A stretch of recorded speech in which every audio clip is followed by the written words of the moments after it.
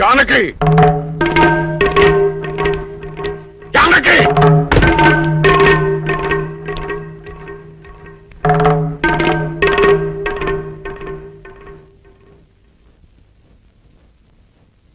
ఇప్పుడు నీ కళ్ళు చల్లబడ్డాయా? నీకు తృప్తిగా ఉందా? నా మనవడు ఊళ్ళో ఉంటే నీ మనవరాలకు పెళ్లి కాదని వాడిని ఊళ్ళోంచి బయటికి గెట్టేయమని సలహా ఇస్తావా? ఆనాడు నా తల్లిదండ్రుల్ని చంపుకోలేక నా ప్రేమను చంపుకొని నిన్ను పెళ్లి చేసుకోలేదు. ఆ కక్ష మనసులో పెట్టుకుని నీ మనవరాల్ని నా మనవడి మీద గుసుకొల్పి వాడిని ప్రేమలో దించి వాడి మనసు ముక్కలు చేస్తావా? అందుకే చాలగా వాడిని ఊళ్ళోంచి గెంటిస్తావా? వీరుడు నోరు మొయ్. నా పేరు వీరయ్య దొర. పెళ్లి పెటాకులు కాని నీకు, పిల్లా జల్లాలేని నీకు కడుపు తీపి గురించి ఏం తెలుసు? నా మనవడు ఇప్పుడు ఎక్కడున్నాడో ఏమయ్యాడో తెలియటం లేదు. 4 రోజుల లోపల వాడు ఊళ్ళో కనుక రాకపోతే నేను రాక్షసుడు అయిపోతాను. ఈ అవమానం భరించలేక వాడేదైనా అఘాయిత్యానికి పాలు పెడితే అందుకు కారణమైన ఏ ఒక్కరూ ప్రాణాలతో ఉండరు. జాగ్రత్త.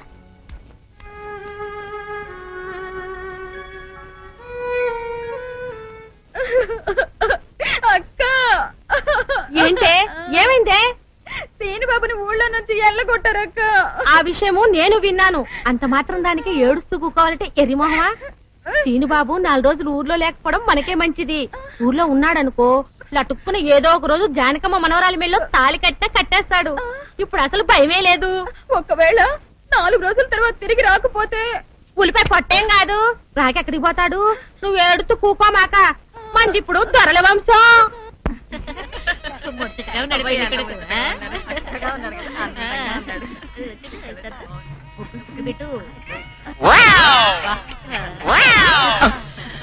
ఇదేమిటి?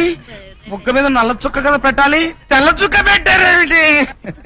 నల్ల బొట్టు పెడితే నీ రంగులో రంగు కలిసిపోద్ది. నువ్వు పొగ్గు కొండవు కదా, అందుకే నేనే తెల్ల చుక్క పెట్టమన్నా. డాడీ, అందరికి కాఫీ టిఫిన్ అవి అన్నీ లేదు చూడు. అదేమిట్రా కళ్యాణ మండపం ఇంకా రెడీ కాలేదు? ఇటీ తీసుకోండి.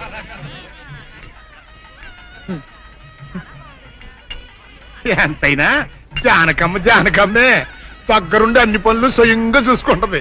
మరి నన్ను ఏం చేయమంటారు చెప్పండి? నాదేమో ఆర్థికులని కొంపైపోయింది. మన ఇంట్లో పనులు మనం చేసుకుంటే తప్పే ఉందండి. ఏంటో ఆ సీనుబాబు గుళ్ళో గొడవ చేయకుండా ఉంటే ఈ ముహూర్తానికి మా పిల్ల పెళ్లి కూడా అయిండేది. ఈ ముహూర్తానికి ఎందుకులేండి, మాది అసలే దొరల వంశం. పొట్లకేం కాదు. అమ్మా సుందరి, అమ్మా సుందరి. ఏంటమ్మా ఏమైంది? ఏమోనండి, ఉన్నట్టుండి కళ్ళు తిరిగి పడిపోయింది. సుందరి రండి రండి, పాపం ఉన్నట్టుండి పిల్ల కింద పడిపోయిందండి. ఏం చూడండి.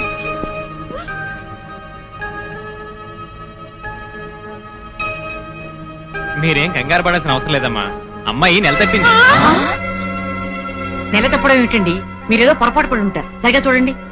పొరపాటు ఏం లేదమ్మా, అమ్మాయి గర్భవతి, 3వ నెల. అదెట్ట కుదురుతుంది తాతగారు? ఆ సీనుగాడు పాప ఈ పిల్లని బలాత్కారం చేసి 4 రోజులు కూడా కాలేదు, అప్పుడే 3వ నెల అట్ట వస్తే? అది డాక్టర్ గారిని అడగాల్సిన ప్రశ్న కాదండి, అమ్మాయిని అడగాల్సిన ప్రశ్న. ఏమే సుకుమారి, ఏంటిదంతా? నాకేం తెలీదు. తెలీదు. మీరెవరు నాకు కందులు పెట్టినట్టే నేను మీకు రహస్యం చెప్తా. సుందరి కడుపులో ఉన్న బిడ్డకు తండ్రి నేనే. ఏంటా నువ్వు చెప్పేది? ఆపండి, ఇదంతా అబద్ధం. వీళ్ళు చెప్పేదంతా పచ్చి అబద్ధం. నాకెవరితోనూ సంబంధం లేదు. నేను కన్న పిల్లనే. ఊరుకోవే. ఆ వేరేతో మనోడు నిన్ను బలాత్కారం చేసిన తర్వాత కూడా నువ్వు కన్నెపిల్లవు ఎలా అవుతావు? వీళ్ళంతా చెబుతున్నది నిజమే అయితే నువ్వు ఆడపిల్లవే గాని కన్నె పిల్లవెలా అవుతావు? కాదు, నేను కన్న పిల్లనే. నన్ను సీనుబాబు పాడు చేయలేదు. ఏంటి? సీనుబాబు నిన్ను పాడు చేయలేదా? మరి అతనే నిన్ను బలాత్కారం చేశారని అయ్యాల పంచాయతీలో ఎందుకు అబద్ధం చెప్పావు? సీనుబాబుని నేను ప్రేమించాను, కానీ సీనుబాబు సౌందర్యని ప్రేమిస్తున్నాడు. సీనుబాబు నాకు కాకుండా పోయాడు అనుకున్న బాధతో నేను చచ్చిపోబోతే, సీనుబాబు నీకు దక్కాలంటే నేను చెప్పినట్టు నాటకం ఆడమంది మా అక్క. అంతేగాని నేను చెడిపోయిన దాన్ని కాదు. సీనుబాబు నన్ను పాడు చేయలేదు. అసలు నేనే తప్పు చేయలేదు. అబద్ధం. దాని మాట లేదు, నమ్మకండి. కళ్ళు తిరిగి పడిపోవడంతో ఏదేదో మాట్లాడుతుంది. కప్పనోరు దాని అమాయకురాలు చేసి నువ్వు ఇంత నాటకం ఆడతావా? ఆ వేరే ద్వారా మనవుడు తప్పు చేశాడంటే నేను నమ్ముతాననుకున్నావుటే. నువ్వు ఆడిన నాటకం నలుగురికి తెలియడం కోసమే నేను ఇలా నమ్మినట్టు నటించాను. ఏమిటే కూసావు? నీది దొరల వంశమా? ఏది మళ్ళీ ఇంకోసారి కూతకోయి నీ పళ్ళు రాలకొడతాను. జాగ్రత్త. వాసిని అమ్మ కడుపు మారా.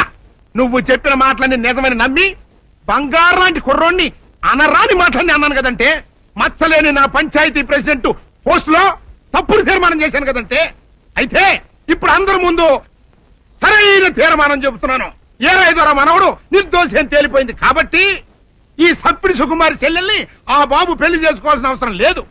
అంతేకాదు ఈ సప్పిడి సుకుమారి తను చేసిన తప్పుకి ఈ గ్రామ పంచాయతీకి 10,000 రూపాయల జరిమానా కట్టాల్సిందే. అమ్మ జానకమ్మ, నీ మూలంగా నేను చేసిన తప్పు దిద్దుకునే అవకాశం కలిగిందమ్మా. నీ మేలు మర్చిపోలేను. సుందరి,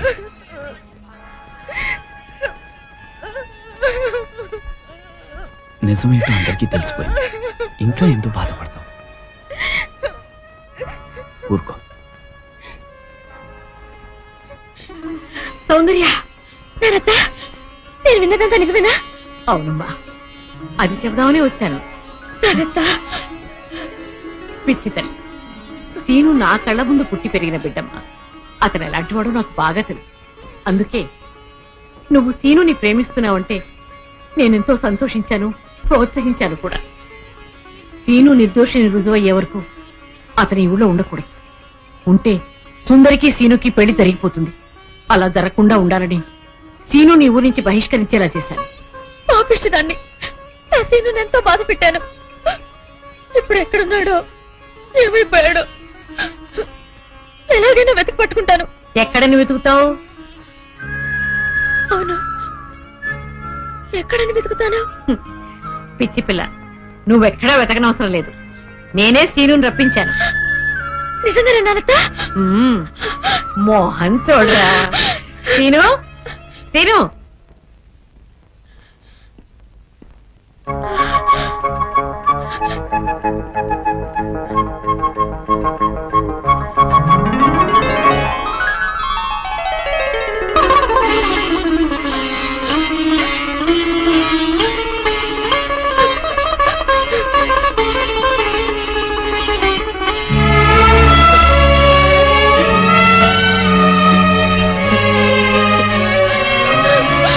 సుందర్య,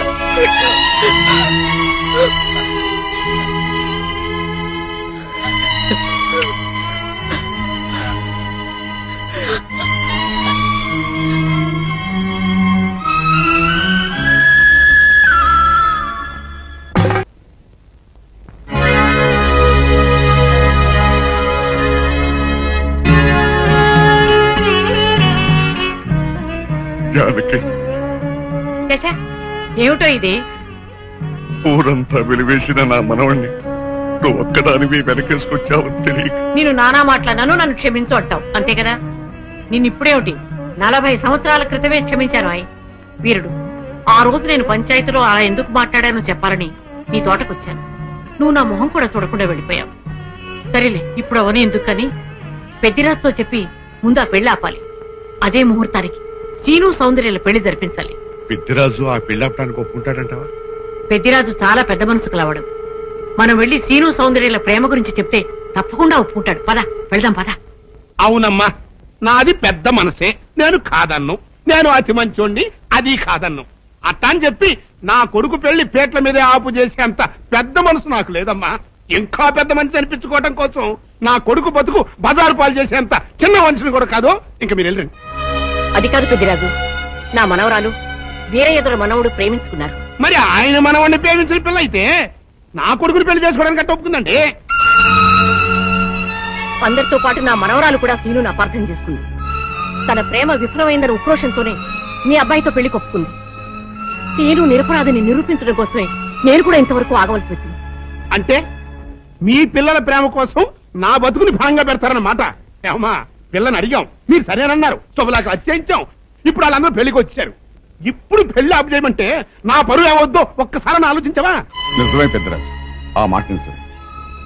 కానీ ఈ పెళ్లి జరగకపోతే ఆ పసిపిల్లలిద్దరూ బతకరు. ఈ పెళ్లి జరగకపోతే నా కొడుకు బతకడండి. అవును, నేను దక్కను కాక దక్కను, ముందు నేనే చచ్చిపోతా. ఎన్నారుగా, మీ మనవడ కోసం నా కొడుకుని చంపుకోమంటారా? పెద్దరాజు గారు, నా కూతురు పెళ్లి విషయంలో వాళ్ళకి ఎలాంటి సంబంధం లేదు. మా అమ్మాయికి మీ అబ్బాయికి పెళ్లి జరిగి తిరుగుతుంది. తాతబ్బాయి, అత్తయ్య, దయచేసి నా కూతురు జీవితాన్ని నీ జీవితంలో చెయ్యి.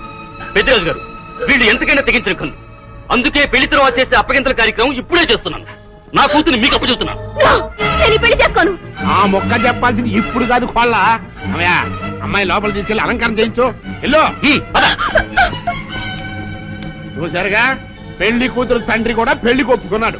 మంచి మనసుంటే ఉండి 2 అక్షంతలు వేసేయాలండి, లేకపోతే దయచేయండి. చేద్దామంట. సౌందర్యని పెద్దరాజు నుంచి బయటికి తీసుకొస్తాం. ఎవరు వస్తారో చూస్తాం. అంటే నువ్వెక్కడ దొరికావయ్యా? సీక్రెట్ గా ప్లాన్ చేస్తుంటే ఊరంతా వినిపించేట అరుస్తా. దానికి నువ్వు ఎందుకురా మావా? మేమున్నాం. పదండ్రా.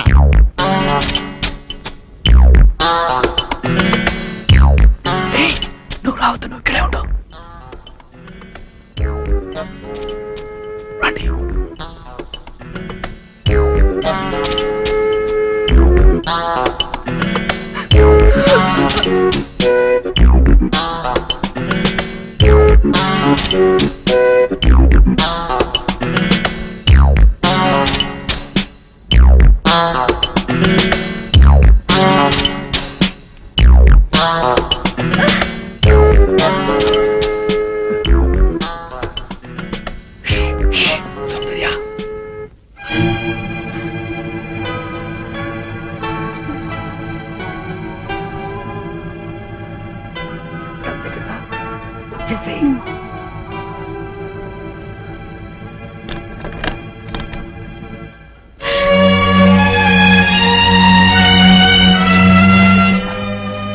నువ్వు ఎదురుగా వేసుకుని నువ్వు వెళ్ళిపో. నీ తల్లి మేనేజ్ చేస్తాను. రా. రా.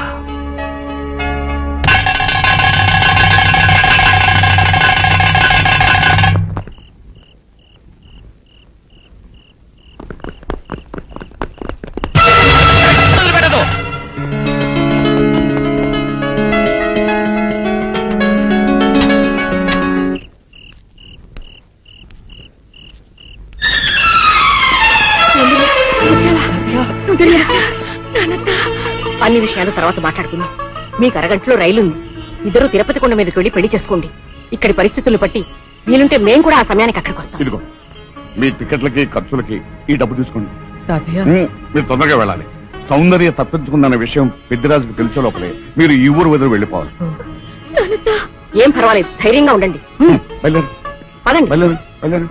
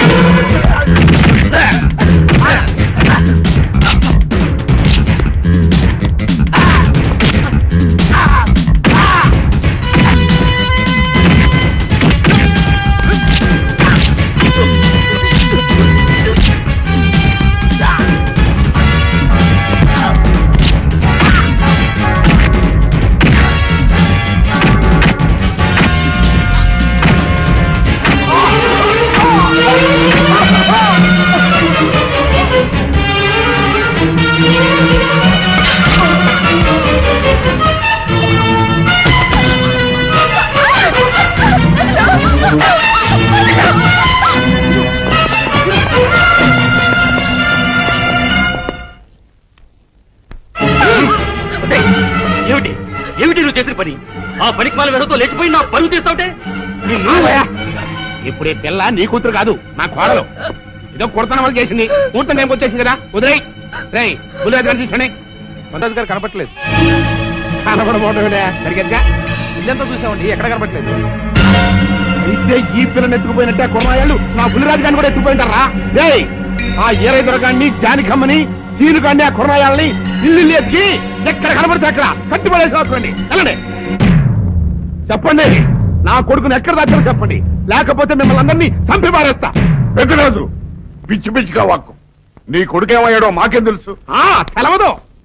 ఈ పెళ్లి అనుకున్న కాడించి దాన్ని ఎట్టాపు చేయాలా అని మీరు అందరూ కలిసి పన్నాగాలు వేశారు. ఆఖరికి నా కొడుకును కూడా మాయం చేశారు. చెప్పండి, అన్నక్కడ దాచారు. మాకు తెలియదని చెప్తుంటే వినిపించుకోవే. జానకమ్మ పల్నాటి నాగమ్మ లెవెల్లో పథకాలేసి ఈ పెళ్లిని జరగొడదామని చూశావు. అది తెలుసుకోలేనంత ఎదవని కాదు నేను. మీ అందరికీ తెల్లారదాకా టైం ఇస్తున్నా. నా కొడుకుని ఎక్కడ దాచారో చెప్పకపోతే మీ అందరి బతుకులు తెల్లారిపోతాయి. నిజంగా బుల్రాజు ఏవాడో మాకు తెలియదండి. నేను ఇంకేమీ దలుచుకోలేదు. మీకు ఇచ్చిన గడువు లోపల మీరు నిజం చెప్పాలి, అదే నేను వినాలి, అంతే.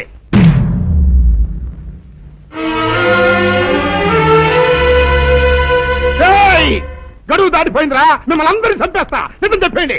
బాబు గారు బుల్రాజు గారిని ఎవరో చంపేసి చెరువులో పడేసారండి.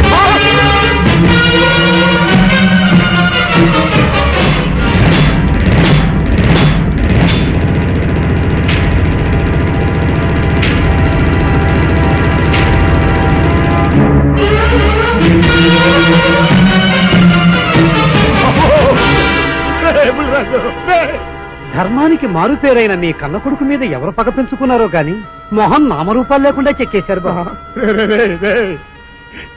నిన్ను ఈ ఊరి ప్రెసిడెంట్ చేద్దాం కదా అని ఎన్ని కలలు కన్నారా. అప్పుడే నీకు నూరేళ్ళు నిండిపోయినాయిరా. బుల్రాజు వచ్చారండి గారు, రండి చూడండి, ఈ ఘోరం చూడండి.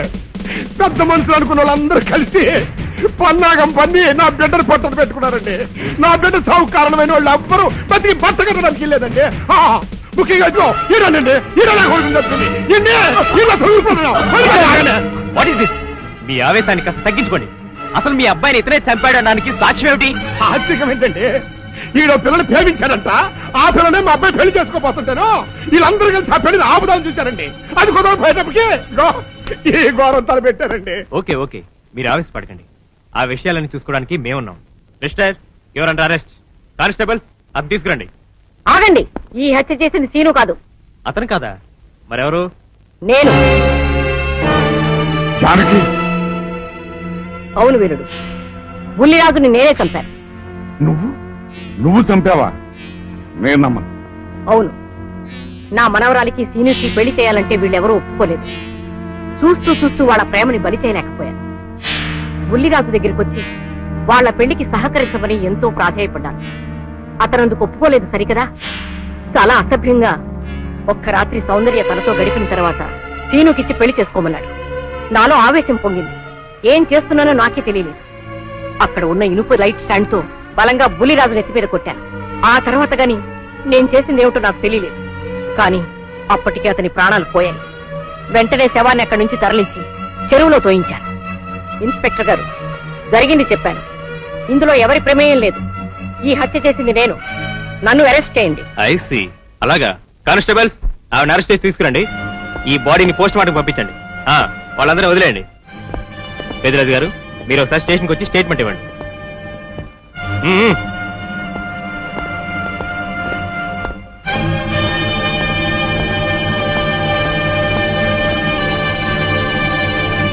చెప్పు జానకి, ఏం చేయాలో చెప్పు. నా మెళ్ళో ఉరితాడు పడేలోగా నా మనవరాలి మెళ్ళో నీ మనవడు పసుపుతాడు కట్టాలి. అలాంటి మాట్లాడక జానకి, నేను భరించలేను. నీకేమీ కాదు, పట్నం వెళ్ళి మంచి లాయర్ని మాట్లాడతాను. ఎలాగైనా సరే నిన్ను బయటికి తీసుకొస్తాను. నువ్వు నన్ను కాపాడే ప్రయత్నం చేస్తే నీ మనవడు ఉరికంబం ఎక్కుతాడు. ఏమిటో అనేది? ఈ హత్య నేను చేయలేదు. మరి సౌందర్యని పెళ్లి చేసుకుంటే నిన్ను చంపేస్తానని బుల్లిరాజుని గుడిలో బెదిరించాడు కూడా సీను. ఈ పరిస్థితిలో సీనుని అరెస్ట్ చేస్తే సాక్ష్యాలన్నీ అతన్నే హంతకుడిగా నిరూపిస్తాయి. సీనుకి శిక్ష పడితే నా మనవరాలి గుండె పగిలిపోతుంది. అందుకే ఆ జంట దూరం కాకూడదని ఈ హత్య నేనే చేశానని నేరం నా మీద వేసుకున్నాను.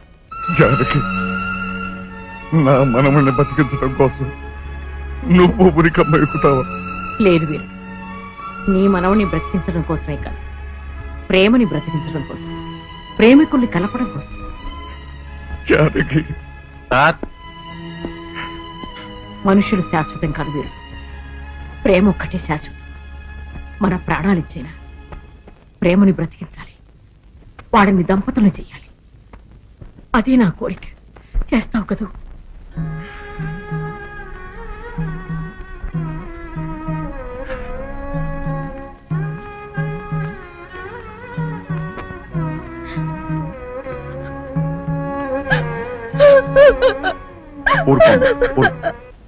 చెయ్యని నేరానికి జానకి శిక్ష అనుభవించడం నేను భరించలేదు. ఆమె చేసిన త్యాగానికి మన కుటుంబం మొత్తం తరతరాలుగా సేవ చేసిన ఆమె రుణం చేరు. మనం వెంటనే పట్టణం వెళ్ళి మంచి లాయర్ని మాట్లాడు. నా ఆస్తి మొత్తం పోయినా సరే జానకిని మాత్రం కాపాడాలి. వీల్లేదు. ఏ రైతు పట్టణం వెళ్తానికి లేదు, జానకమ్మని కాపాడడానికి లేదురా.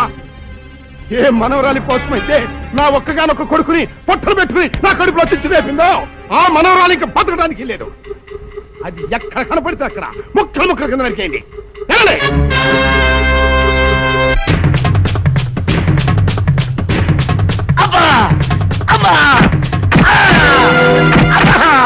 అభం శుభం తెలియని నా చెల్లిని పెళ్లి చేసుకుంటాను నమ్మించి మోసం చేస్తావా? నువ్వు వేరే పెళ్లి చేసుకుంటావు తెలిసి కూడా నీకు ఏ అపకారం తలపెట్టకుండా తన ఆత్మహత్య చేసుకోబోయిందిరా నా చెల్లెలు. అలాంటి మంచి పిల్లకి ద్రోహం చేయడానికి మనసులో వచ్చిందిరా.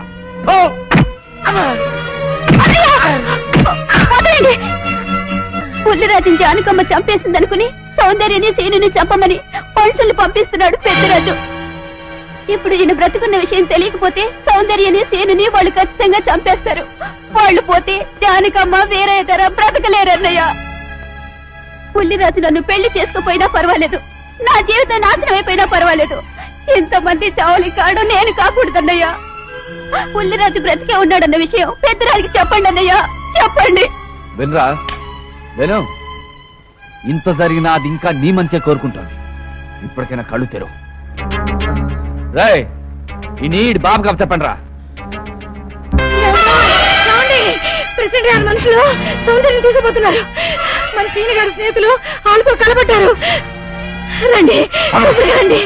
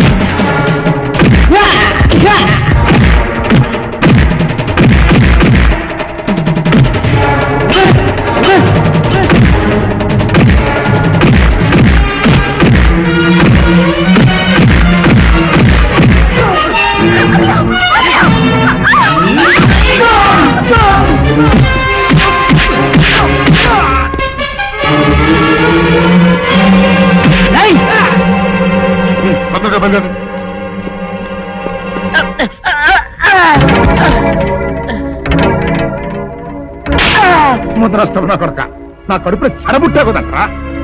ఇంతకన్నా నువ్వు చచ్చినా బాగుండేది. నువ్వు నిజంగా చచ్చావనుకుని ఆ పిల్లలు కూడా చంపే మరి మనుషులు పంపించారు కదట్రా. అమ్మా గౌరీ, మా ఊరు చేసిన ఏదో పనికి నేను క్షమాపణ కోరుకుంటానమ్మా. పెద్దవారు అంత మాట అనకండి. ఏంట్రా సిగ్గు లేకుండా ఇంకా నిలబడదొస్తాం? లగెత్తులు పోలీస్ స్టేషన్కి వెళ్ళి నేను ఇంకా బతికుండే తెచ్చాను అని చెప్పి జానకమ్మ నిడిపించుకురా. ఆ పిల్లకేం కాకుండా నేను చూసుకుంటా. అతను నిలబడతారా పో.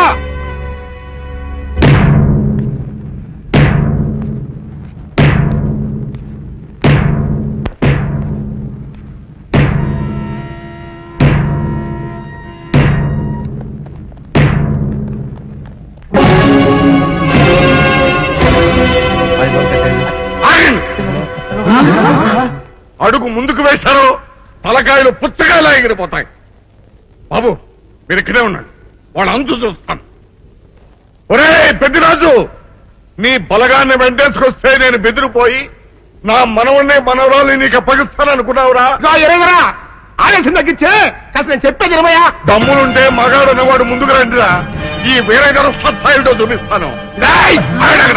వినిపించుకోండి బాబు.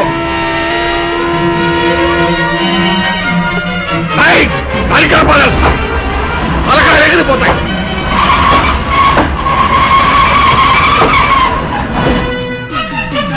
నేను అమ్మాయి మీరు ఎక్కడే ఎక్కడ మీరు వీళ్ళ సంగతి చూస్తాను. ఎక్కడే పెద్దరాజు ఎగిరిపోతుంది. ఎక్కడెక్కడ వస్తున్నారు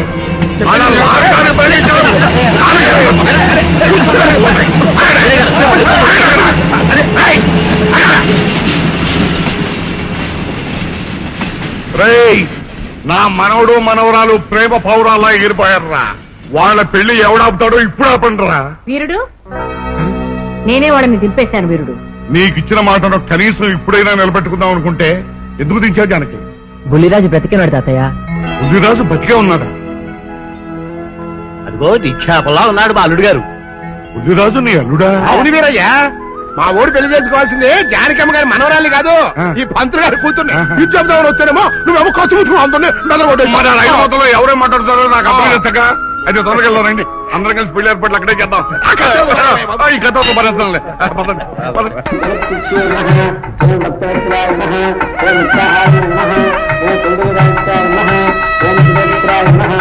ఓం